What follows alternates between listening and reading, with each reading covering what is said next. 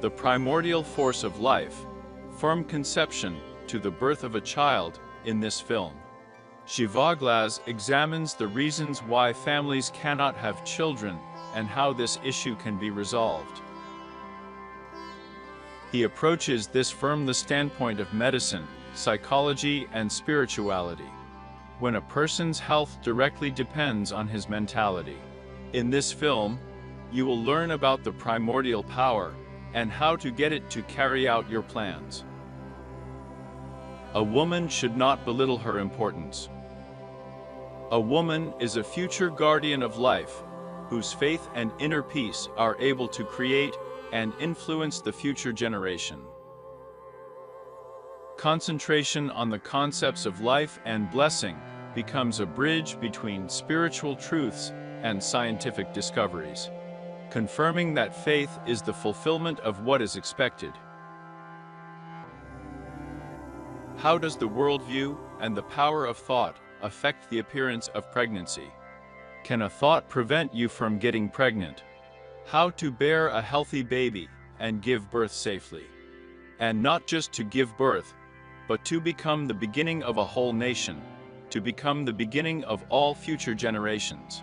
A woman, like a man, carries a divine image, which includes the ability to create, inspire, and transmit life.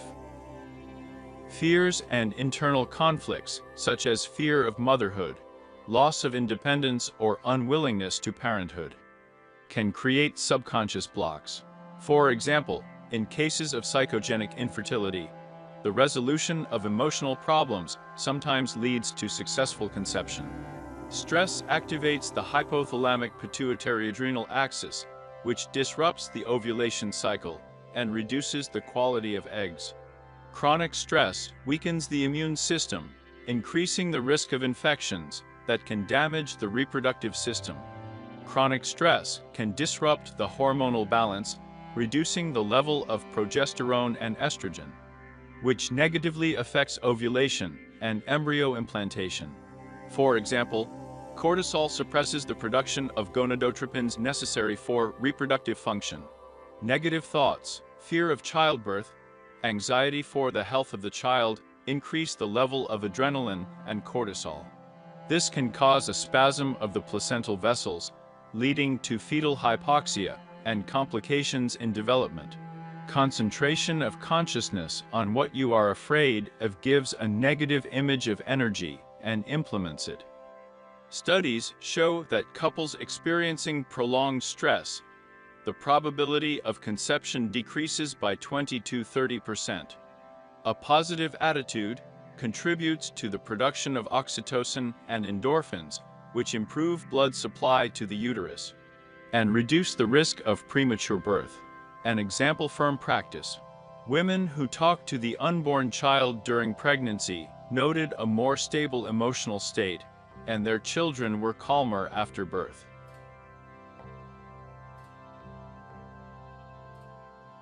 A woman needs an environment that shares her values, is in spiritual harmony with her, and blesses her. For example, Esther, who found strength in unity with the people. Zhivoglas' research shows that couples who attend joint consultations are more likely to achieve conception, because both spiritual and physical health depends on the work of consciousness. Conception and birth are connected with spiritual power. Why in the Bible was the firstborn considered the beginning of power, dedicated to God? Because the interest of a woman's first experience in conceiving and bearing a child stimulated the appearance and directed influence of a special thought about life on her fetus. But a woman is able to consciously direct such thoughts about life in subsequent pregnancies.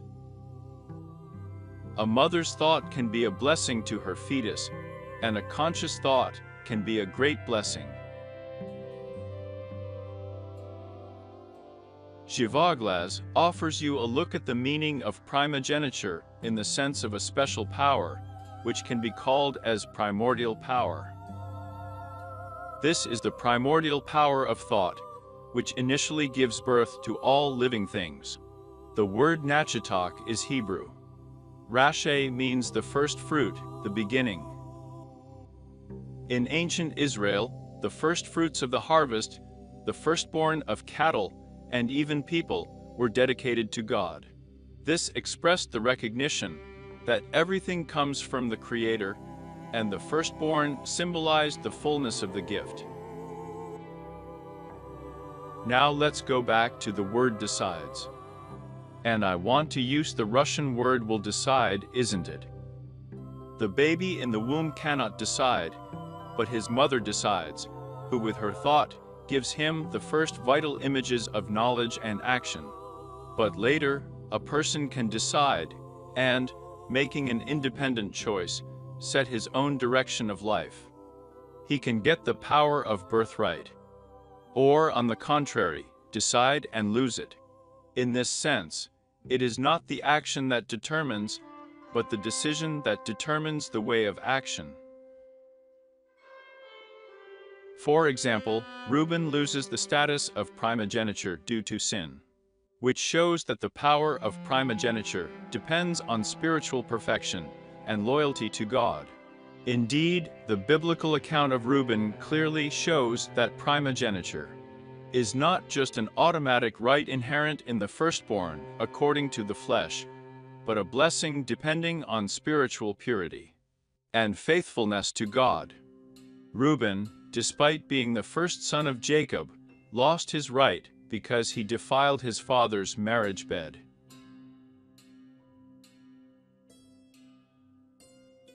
This indicates that the true power of primogeniture is determined not only by the order of birth, but above all by spiritual perfection and moral responsibility before God. In other words, God's blessing and responsibility are given to those who behave in accordance with His commandments, and not to those who simply take the first place in the family. The biblical understanding of primogeniture and the role of women reveals a deep connection between the spiritual state, thoughts about life, and physical processes. The firstborn in Scripture is not just the eldest son, but a symbol of dedication and strength. As the first fruits were brought to the temple, so the firstborn of the family was considered the beginning of its vitality and future, was also brought to the temple and dedicated to God. To be consecrated to God means to be initiated into a closer relationship with Him. The word is power. The Hebrew he, in the context of the book of Genesis, 49th, chapter 3, can mean physical strength. The firstborn was often the heir, and vital energy, the ability to procreate and continue the race. It is even sometimes considered in the context of the fact that the primordial force is able to lay the foundation for an entire nation. The idea of the beginning of power reminds us that life, it is a gift from God, and its beginning is sacred. The firstborn in the Bible, not just the eldest son. The loss of birthright by Sheba or Reuben also warns, true strength lies in loyalty to the Creator, and not in formal rights. Now let's take as an example the story of Sarah, Abraham's wife from the Bible. After all, a whole nation descended from them. How did they get the blessing of being parents? Sarah's story teaches us that even when everything seems hopeless from the point of view of human strength and capabilities, God's promises remain unchanged. Despite many years of infertility, Sarah, showing deep faith and trust in God, eventually conceived Isaac, which became a wonderful testimony to the power of faith and God's grace. God's timing is perfect, even if it doesn't match our expectations. Patience, constant prayer, and keeping the commandments can be a source of spiritual strength during periods of physical instability. Birth is not only a biological gift, but also a sign of the coming covenant, which brings joy, health, and spiritual rebirth. This is a reminder that taking care of the spiritual state and physical health go hand in hand. For a modern couple facing the problems of conception, Sarah's story can be a source of comfort and hope. She reminds us that our body is not always able to act according to our will, but if we remain faithful, trust God, and do not give up, then a miracle is possible.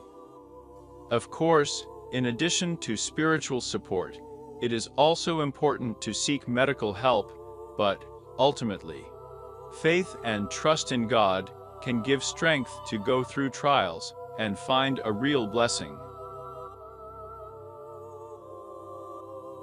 Thus, Sarah's story inspires us not only to keep hope and patience, but also to see in every trial an opportunity for spiritual growth.